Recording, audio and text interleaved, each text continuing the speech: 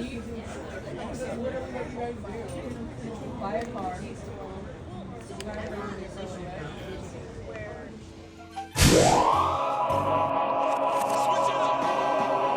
Welcome back to the Addicted Motors YouTube channel. My name is Troy. We're back on Project W./C 126 Mercedes. Last time you saw me working on this car, I was shirtless and sweaty. Now we're cold in my apparently heated garage. So let's jump into kind of what I'm dealing with this kind of fun long-term project.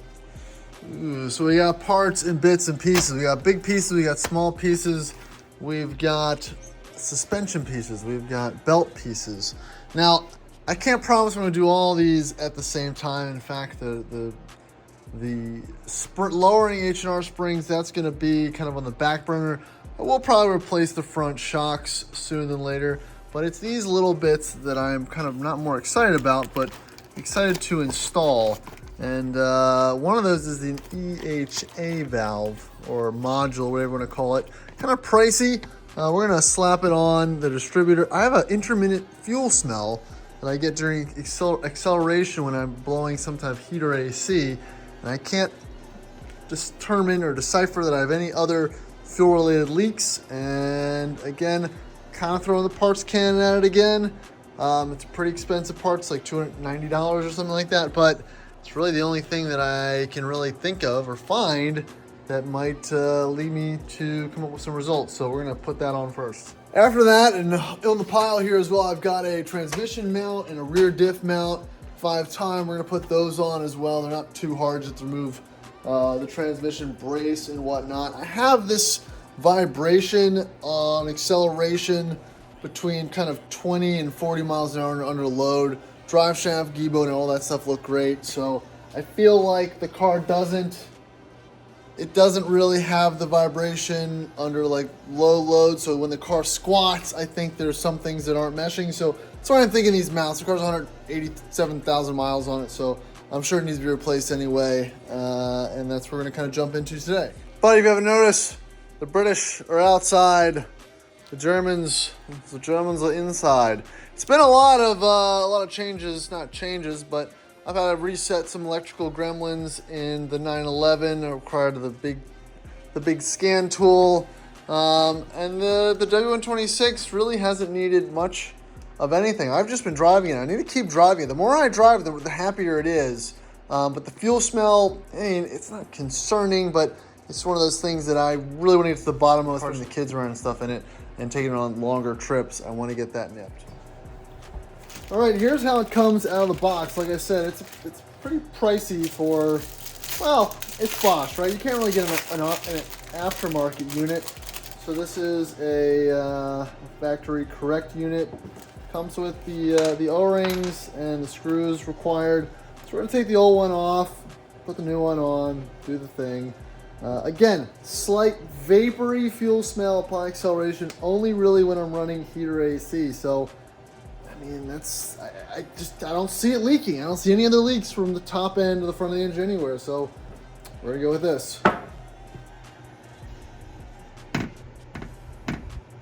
All right, so the forums say that usually you'll see some type of seep or weep or something from there. I didn't see it. I think I've taken it apart before to look at it. I didn't see anything noticeable. But again, that's not to say that I don't have an issue, you know, but it's really the closest I've come to coming out with something that's close to what I'm dealing with. All right, so we got a little Torx socket. I mean, everything under the intake, it all looks good. That's what really gets me here. You know, it sucks when the solution is not obvious.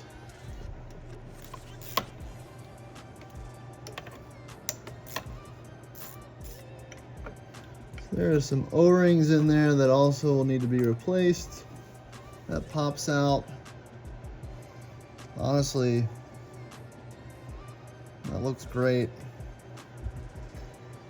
You know, again, I don't know. I guess there could be a slight crack in an O-ring. O-rings. All right, that's replaced. I guess we'll fire it up. I'll have to really drive it to notice any real difference, so it's not gonna be something that's gonna be readily apparent. But I'm gonna roll into the car, and I guess the next thing to do is take a look at those transmission and diff mounts. You know, it's a bit of a struggle to get a camera in here, but you know, everything under here from like at the vibration standpoint looks pretty good. Like that transmission mount looks pretty good. Everything on this car is actually, let's see if I've messed up this camera angle. Oh yeah, definitely have. Looks pretty good, honestly. So, you know, I might be just replacing things to replace at this point, but I don't know if I have a choice. I mean, the vibration seems like it's coming from the back a little more, but you know, that's not collapsed or anything like that. That looks okay. So I can get the camera up in here a little better.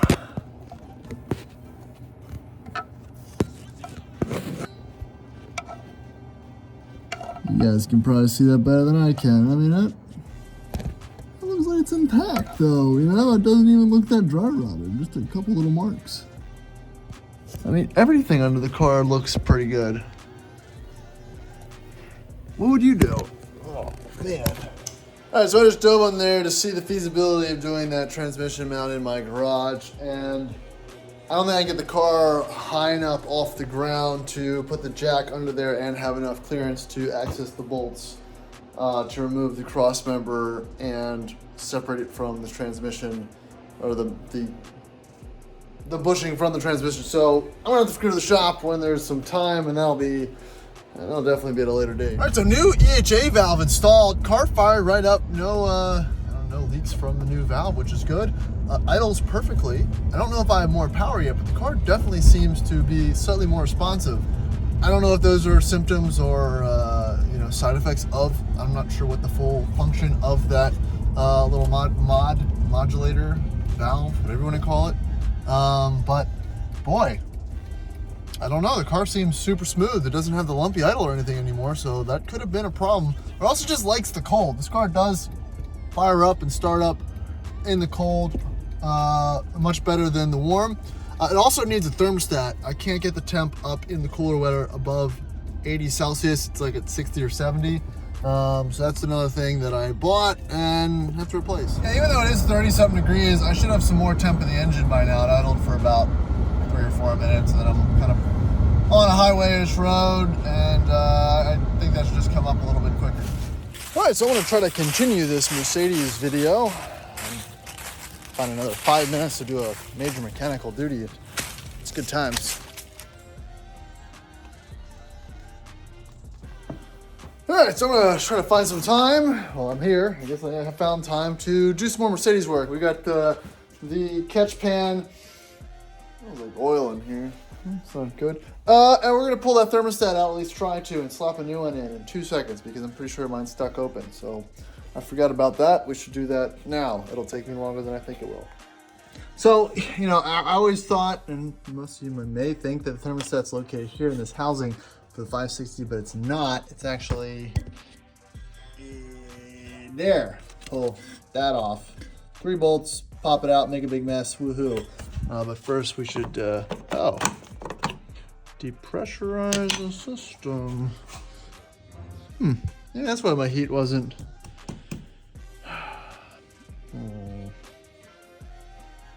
Is that why the heat wasn't working? Ugh. Well, I bought it. We're gonna do it anyway. And here she is. All the part number stuff too. That's a very substantial T-stat, which is good and bad, but it's not good because it's a small area to stick my hand into. Yay! All right. Well, you know, whatever. All right, I already cracked the first 2. The third one is, hopefully I can reach it with a longer 10 mil. They're all 10 mils. And yeah, it's not the end of the world. This coolant, who knows how old it is, and I think I might have mixed it the other day because I didn't have any Mercedes stuff, and I was topping it off, and then I got some Mercedes stuff, and you know, it's not a bad thing to do a little maintenance Is that even a 10? That's an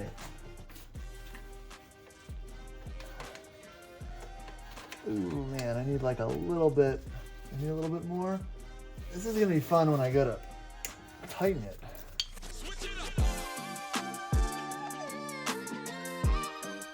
All right, all the bolts are out. Now this is where I've seen other people have issues, I guess, with removing this this housing. It's very, I don't think it's ever come apart.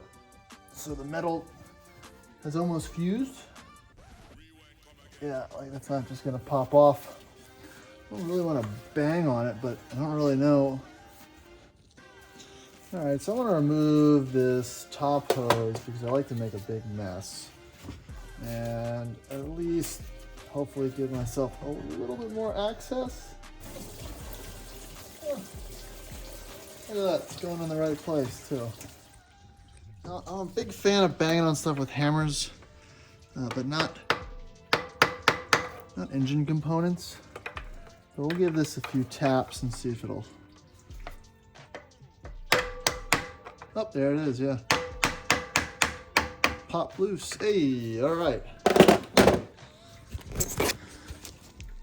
Bring in there. See if we can get that off. Oh, that's more coolant. All right, well, I'm making a mess. All right, so here's the old one. Probably factory. Looks in great condition. It's not, you know, deformed or anything like that, but really no way to test these things unless you legitimately heat it all up and do the thing. So nothing to really see there. Let's put the new one in now. Ooh, yeah, not having fun. This is a tough one to film. So not a lot, I mean, not a lot of content on doing these littleish jobs, I guess, for some reason on YouTube. So that's why I decided to film it. I didn't even find a Ken video. Again, the car wasn't heating up. It took about 15-20 minutes to heat up in the winter. I mean, the heat would work, but the car would not get up to 80 degrees Celsius like it should. So that's where I was finding fault with how the previous one was operating. So yeah, that's in there.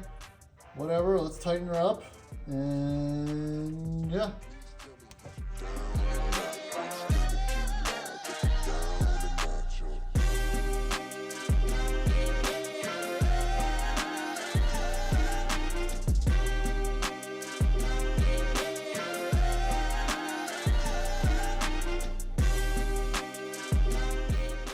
All right, so all that is buttoned up and tightened up. It's amazing what two professionally or German engineered cast pieces, how they go together, right? It's interesting because Land Rover makes you use a gasket and glob all types of sealant on your thermostat housing and your thermostat to prevent leaks, and Mercedes, it just goes together. So we're gonna top up the coolant tank. Top tip, Walmart, man. Those are like 17 bucks for like cheap green coolant at the auto parts store. Walmart, 10 bucks, so much better.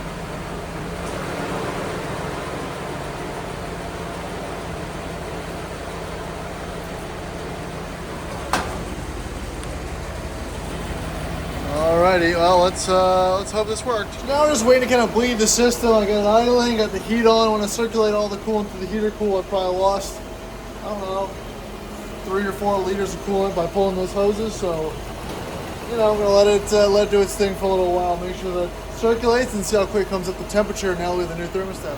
But the car is running much better now that we have that EHA valve replaced.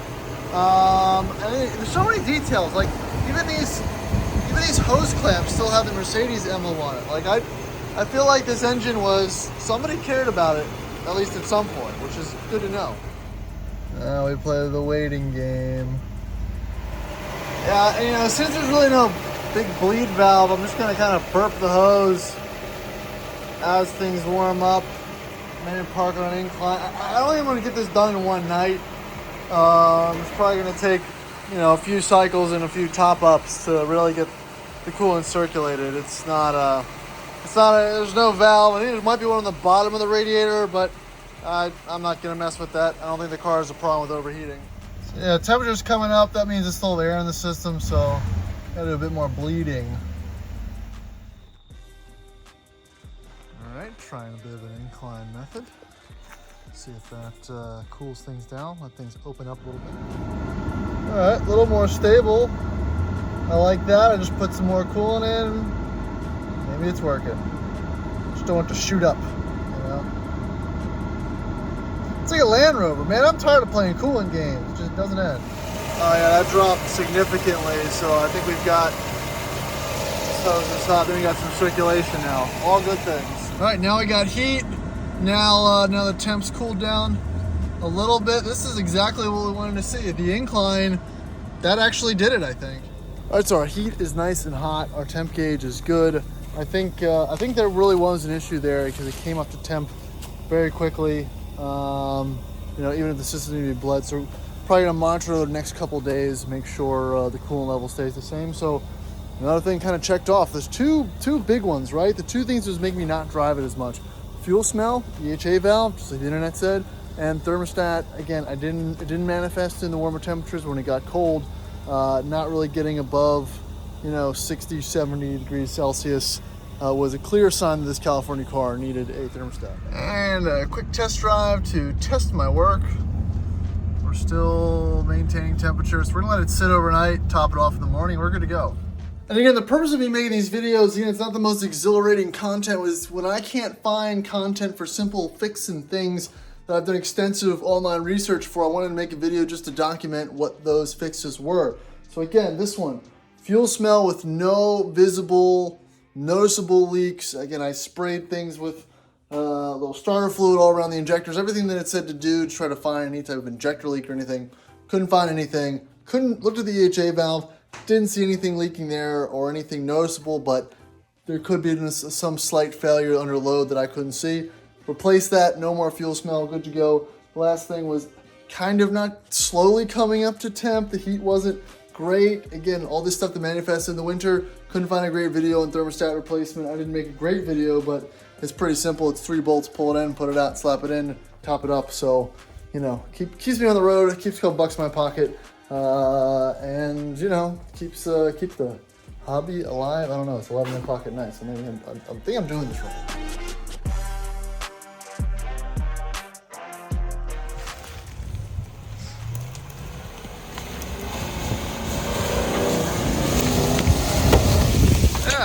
Stop.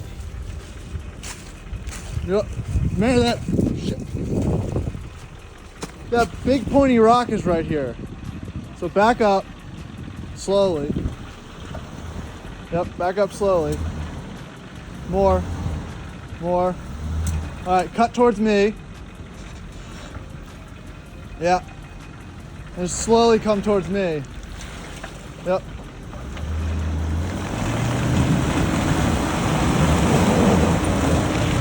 Yep, slow, and now keep coming.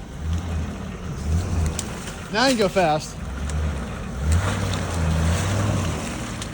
Keep going to some hard ground.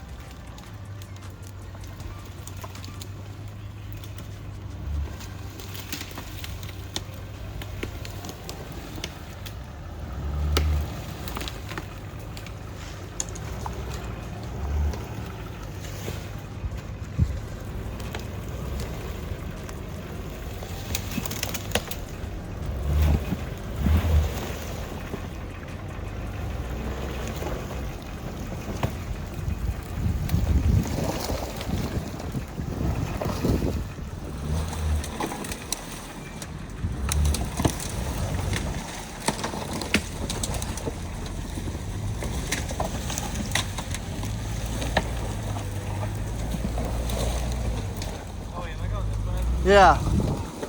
No, you're going, see that log? You're going, that's the turn. Keep going forward.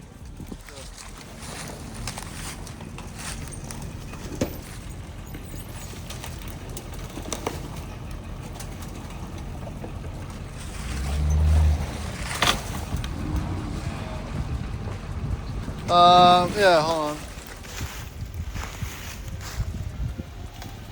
Give it some speed.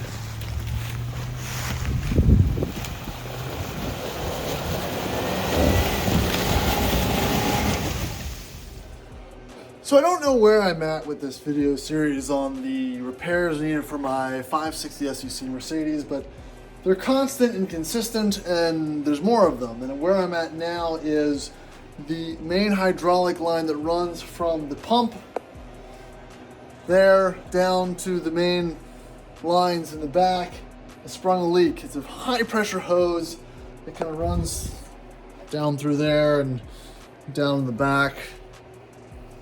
Under pressure, it leaks. Not substantially, but enough that it coats the underside of the car with hydraulic fluid. Now that is a problem in itself, and I've compounded that issue by causing another issue. Yes, so maybe, I'm not sure if I did it or it was cracked beforehand, but the bleeder return screw on the radiator, return hose on the radiator has come undone. Physically removed itself from the radiator, so now it's time for a new radiator. So in order to fix my rear hydraulic suspension, I need to replace my radiator. That makes sense, right? So I'm gonna do that. I don't know how much of it I'm gonna film. I don't know. I just would like the car to be functional, so that's where I'm at. All right, so we're gonna pop the bleeder, we're gonna drain that out. I'm gonna pull the fan off, we're gonna pull the hoses off, we're gonna pull this radiator out, and then work on the hydraulics. It's that simple, right? All right, slow progress. Clips off the radiator, hose disconnected, still draining, mostly disconnected, fan removed. Just have to get the two bottom hose and any transmission lines off, and I will be mostly there. Sure. So to be fair, this is the first radiator I've actually pulled, or I've needed to pull, and it's a shame again because this is in great condition. It's original. You know, I hate to swap out things, but it's 30 years old, 35 years old, and you know, there's no love lost removing. The only thing I have left is these two transmissions lines, and what I'm going to do is remove them, and I'm going to put a rubber glove over the line with a zip tie to prevent large amounts of fluid from leaking out while I make this swap to try to minimize the mess and the transmission fluid loss. So hopefully that can be achieved fairly quickly and simply, so wish me luck.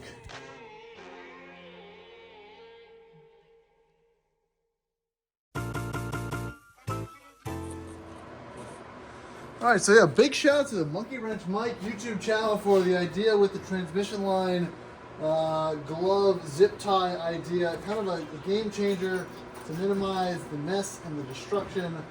I always get a little stressed out when it comes to transmission lines and coolant and whatnot, so that made this much easier. So hopefully this should just pull out now. What am I missing? What am I missing? Oh, there she is. Woo! Look at all that dirt. All right, let's get this out of here for a big mess. It's just unfortunate that my little oopsie cost me about $200 in new radiator. But like all things with old cars, you really can't get bent out of shape about having to put new good parts back in an aging old car. Again, something you wouldn't have to have done anyway at some point. Alright, so approximately, let's call it $250 later and 4 hours later labor of work. And we've just got back to square one. We just have a functioning radiator that still needs some coolant in it, and we've just had the hydraulic lines reattached because they don't sell this part, and I need to pull it all the way out, get it made at a hydraulic hose shop, and then reinstall it, which I don't want to do in my garage in case I leave the car stranded. So I'm gonna go to a shop. Mercedes, 3 times. So I'm not doing a very good job of filming this at all. We finally got the line off. So I can snake this hydraulic hose, which is kind of hard to see. It goes up behind the alternator, up and around, and then over there. I can disconnect it at the pump now, I guess, and fish it out, hopefully. So then I can get that line replaced. But look at the mess that it's done under here. It's just kind of all a big pain in the ass, honestly. And hopefully that's not my radiator leaking. Great. And whilst I'm here, I think my mission was to get that hydraulic hose out of my dang Mercedes so I can get a new one made. Because of this. I mean, it's not a hard thing to do. I just got to get it out. It's been -4 degrees here forever, so I haven't been able to do that. All right, there's the slithery little snake bastard that's really screwed me up for a while. Probably the original hose, obviously. And I mangled it a little bit getting it out, but there was some slight, cracks. There you go. I don't know if I did that or that's what caused the leak. This hose holds like 1800 PSI or something like that. So it's fairly substantial. It's 30 years old, 35 years old, and it had to go. I ended up, again, there's no great way to do this. Some people said they pulled it out from the top, right? Because it goes in here. They snaked it and pulled it out this way. I did a little bit of both. The right thing to do is remove the alternator so you can get access to everything down there. So I don't know what the right answer is, to be honest with you. But it's out now. They don't make this part anymore, so I need to bring it to a hydraulic shop to get it remade, remanufactured, and then I guess I'm going to try to snake it all back together. Again, this wasn't supposed to be this big of a project, but it kind of ended up getting there. So for whatever that's worth, I don't know. This was supposed to be a kind of quick fix. I should just delete the SLS, but I thought this would be a little quicker and easier, but just the way that this is routed is a problem. I don't know. I guess I have to route it back the same way. You know what I mean? It's just one of those things. Probably one of the most difficult hydraulic bits to replace on the car besides a hard line. Honestly, a hard line might be a little easier. So I don't know. Did I do this wrong? Did I do this right? Let me know in the comments. But I'm happy that it's out. I just have to remember where all the bits and bobs go that I pulled it, because I pulled everything out of the radiator, which hopefully that's not leaking. I don't know, it doesn't look that great. Brand new radiator I had to put in because I broke off this little tab. It's just a spiraling thing. It's like an old person breaking their hip and then ended up in the hospital and getting the flu and dying. I don't want it to be that situation. I need to get this thing back. I need to get this thing running well again, get it cleaned up, because it's been 6 months in the making, and I just want to drive my car. Oh, my cars. Yep, good times. All right, so that's gonna wrap up this video. Need to still get that hose fixed, extended, using the original fittings. That's going to take a while, so there'll be a part 2 released on this Mercedes saga. I hope you enjoyed seeing me struggle. There'll be more of that in the future. Catch you in the next video.